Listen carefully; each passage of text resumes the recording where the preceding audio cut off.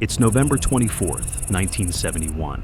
A man in sunglasses boards Northwest Orient Airlines Flight 305 at Portland International Airport. Dark suit, black raincoat, simple briefcase. He chooses seat 18E, not near the front, not at the back, aisle seat, perfect view.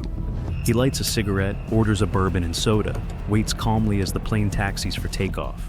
Nobody notices him, not the passengers flipping through magazines, not the crew passing by, smiling politely, just another businessman flying home for Thanksgiving.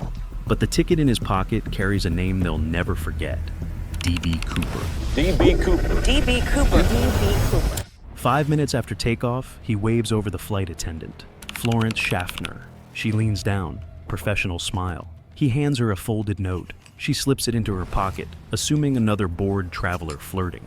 The man leans in closer, lowering his voice. "Miss, you'd better look at that note. I have a bomb." Florence freezes. She opens it slowly. Clear handwriting. Short message: "I have a bomb. Sit next to me." Her eyes shoot to the briefcase. He notices. Opens it slightly.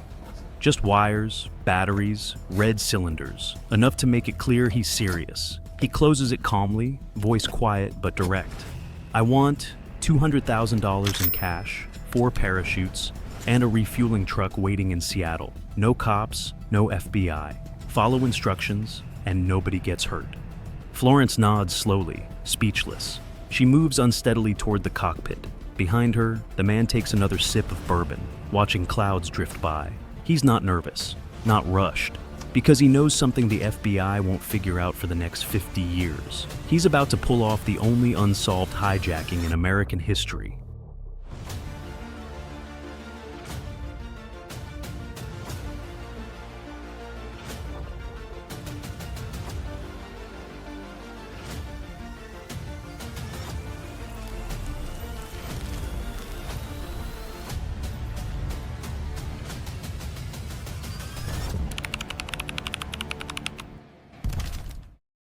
At 3:05 p.m., Flight 305 climbs smoothly through the cloudy skies over Oregon. Inside the cockpit, Captain William Scott receives a quiet but urgent knock on the door.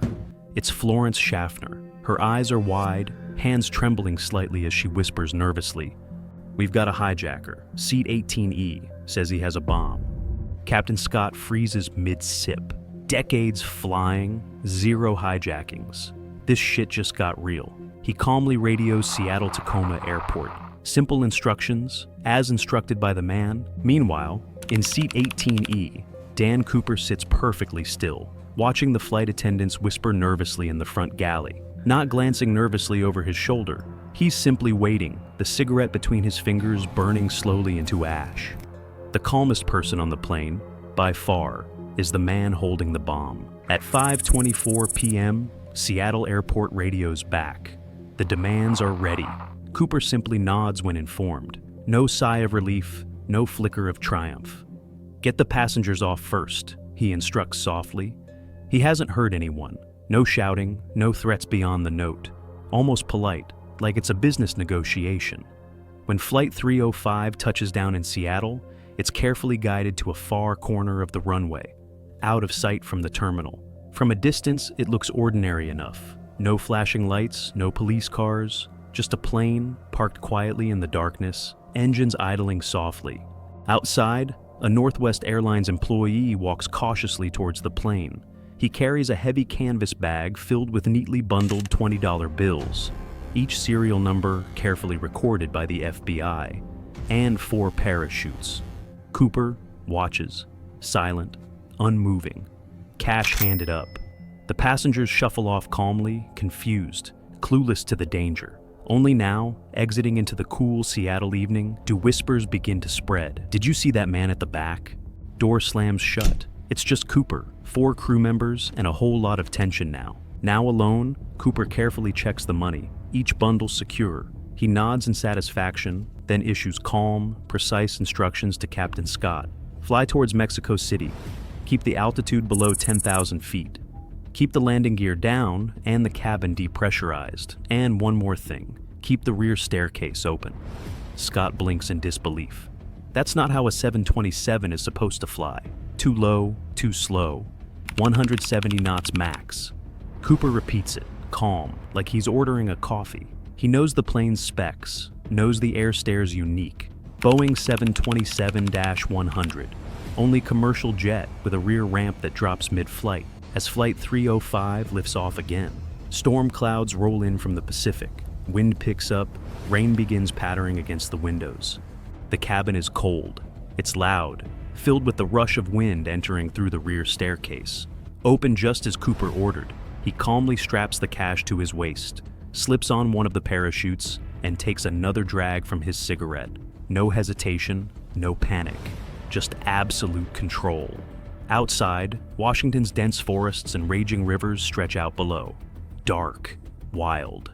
At approximately 8:13 p.m., the crew feels something change in the plane's balance. A sudden jolt, a shift in cabin pressure. The flight attendant cautiously glances back towards the rear of the aircraft. Seat 18E, empty. Cooper, gone. No one saw him jump. No one saw his parachute open.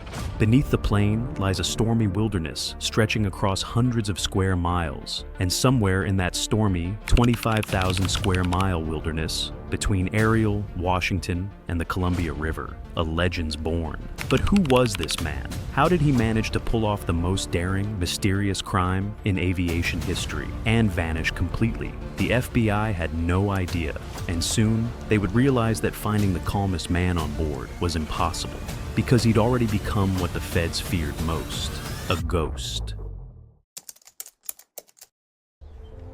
It's Thanksgiving morning, November 25th, 1971, the day after the hijacking. In Seattle, Portland, and towns across the Pacific Northwest, TV screens flicker on with breaking news. Passenger hijacks plane, demands ransom, parachutes into wilderness, authorities baffled.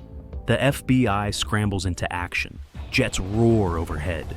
Helicopters slice through the rain. Searchlights sweeping the cold, dense forests. Troops from the Washington National Guard fan out, combing every ravine, every muddy riverbank.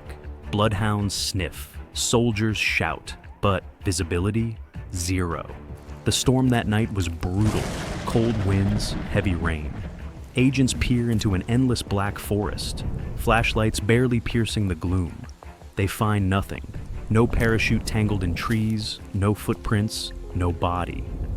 Nothing at all. Back at Seattle-Tacoma Airport, Special Agent Ralph Himmelsbach stares at the passenger manifest. Seat 18E, Dan Cooper. Fake name? Common enough not to raise eyebrows. Airlines didn't check IDs back then. He scowls quietly, frustration building. Calls flood FBI tip lines. Hundreds of them. I saw Cooper at a gas station. My neighbor's suspiciously quiet. He's my brother, confessed last night. Pranks, hoaxes, false alarms. Agents chase shadows. Every lead evaporates. Then comes the sketch. FBI artists draft a composite. Sunglasses, dark suit, neatly combed hair, expressionless, unremarkable. The Bureau releases it publicly, expecting a quick ID. But America reacts differently. Newspapers print it front page. Kids wear sunglasses to school, imitating D.B. Cooper. A name born from a reporter's typo that sticks permanently. The FBI's lead agent grimaces. They just created a legend. The man is now iconic and completely anonymous. Then, another misstep. The FBI publishes serial numbers of the ransom bills. Banks nationwide stay alert. Cashiers ready for Cooper's 20s to surface. But they don't. Not in casinos. Not in grocery stores. Not anywhere. $200,000. 10,000 marked $20 bills vanish without trace. FBI Director J. Edgar Hoover quietly fumes. Pressure builds. Washington wants answers. The public demands clarity. The Bureau, humiliated, outsmarted by a nobody who calmly sipped bourbon and leaped from their radar. They widen the net. Vietnam veterans, ex-military parachutists, skilled pilots, known criminals, 800 suspects interrogated. Nothing sticks. Theories spiral. Maybe Cooper drowned. Maybe he broke his neck landing. Maybe wolves got him. Or maybe he walked away, grinning. Years pass. Leads grow colder. FBI files swell to 60 volumes. No closer to answers. Then, a sudden twist. February 10th, 1980. Almost 9 years later, a boy named Brian Ingram, digs holes on the banks of the Columbia River near Vancouver, Washington. He pulls a bundle from the sand, moldy cash, bundled neatly, serial numbers matching perfectly. The FBI's excitement fades fast. Only $5,800 recovered. Where's the rest? Why here? How did it end up buried under layers of sand? Nobody knows. Another dead end. Another frustrating riddle. By the 1980s, agents start retiring, handing down thick, dusty case files. Suspects grow older. Witnesses die. No closure, just quiet, bureaucratic surrender. On July 8, 2016, after 45 years, the FBI officially closes the D.B. Cooper case. No arrests, no new clues, just quiet defeat. But the defeat was only bureaucratic. Yet something haunts every agent involved, every investigator who touched the file. One calm man boarded Flight 305, jumped into darkness, and vanished completely. No trace, no answers. Just a slow, quiet humiliation for the world's most powerful law enforcement agency, chasing a ghost who'd already disappeared. By the end of November 1971, D.B. Cooper wasn't just a mystery, he was a myth. He hijacked a plane, took $200,000, leapt into a thunderstorm, vanished, and somehow made it look easy. The FBI couldn't catch him. The money didn't surface. The sketch became iconic. America obsessed. Kids in classrooms debated whether he lived. Bartenders poured bourbon with a wink. Late-night comedians joked about the man who stole Thanksgiving. But the joke didn't stay funny for long, because just 6 months later, April 7th, 1972, another man walks onto a United Airlines flight. Different city, different suit, same request, a ransom, parachutes, and a getaway plan. Sound familiar? The copycats had arrived. The media calls it the Cooper effect. Hijacking skyrocket. 1972 alone sees 15 similar attempts, some sloppy, some terrifying. Richard LaPointe, Garrett Brock Trapnell, Martin McNally, all names burned into FAA files, each pulling their own airborne circus, each trying to out-Cooper, except none of them vanish. Most get caught. Some are killed.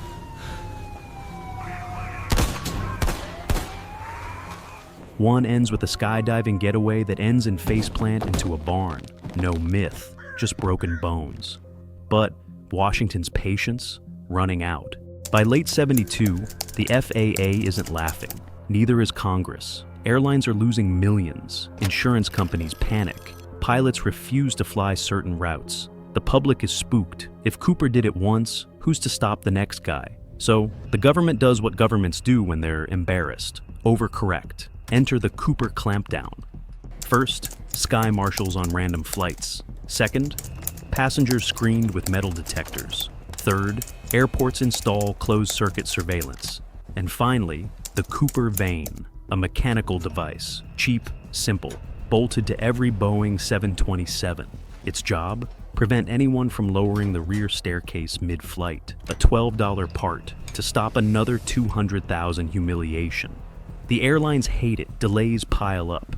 Passengers grumble, but there's no choice. One man, one jump. And commercial aviation is never the same.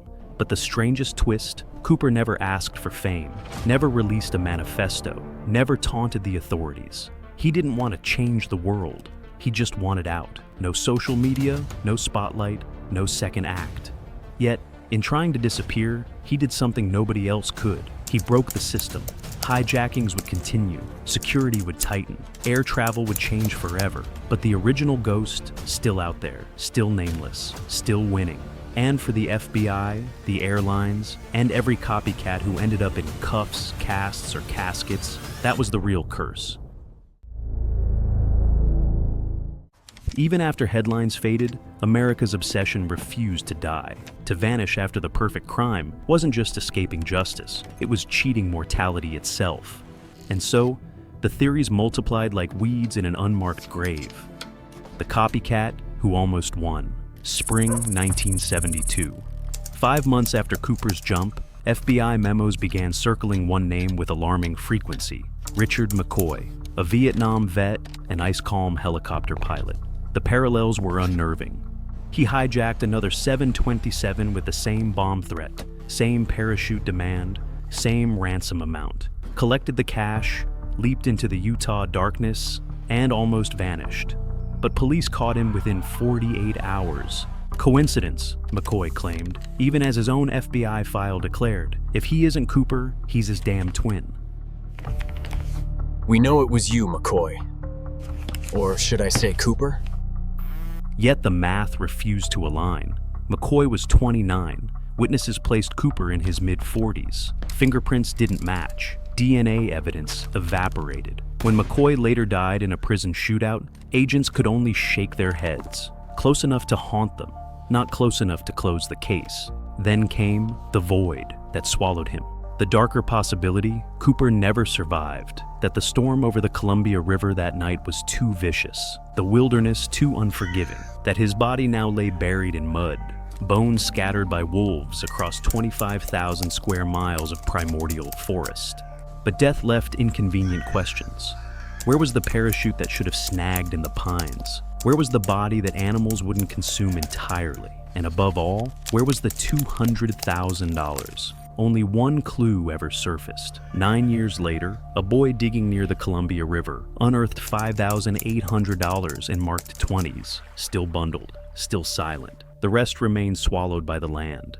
So here we stand, over 100 suspects, 60 volumes of FBI files, and 0 answers. Reddit threads spiral into madness while YouTuber analyze storm paths from 1971. Every few years, another letter arrives at Quantico. Dear FBI, I'm DB Cooper. I lived. They stopped responding long ago. Why bother? Dead or alive, he'd already won the only game that mattered. Not by escaping justice, but by becoming the question mark that outlived everyone who chased him.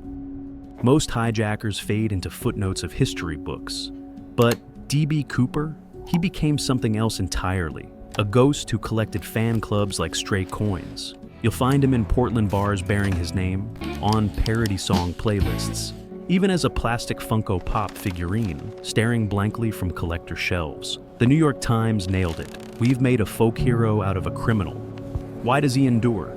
No bullets fired, no panic, no rage. Just a man who vanished with bourbon-stained fingers and a parachute strapped to his back, slipping through history's cracks like smoke. In our chaotic world, that icy control became something perversely aspirational. Books piled up, movies got made, theories climbed walls like kudzu vines. Retired FBI agents kept his file on their desks like a stubborn riddle they couldn't solve. Then, a new generation took the baton. Podcasters dissecting flight paths, Reddit threads mapping wilderness grids, conspiracy forums buzzing with pixelated suspects.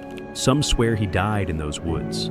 Others whisper he sipped margaritas in Mexico. A few cling to the romantic notion, an old man somewhere, smiling faintly at documentaries about his own legend. Every November 24th, they gather in the Pacific Northwest's drizzle, strangers passing bourbon bottles, lighting Raleigh cigarettes that glow like fireflies in the gloom. They raise glasses not to a criminal, but to the man who outplayed the system. No name, no grave, just evergreen forests whispering the same 2 questions into the wind. Who the hell was DB Cooper? And did he win? Subscribe.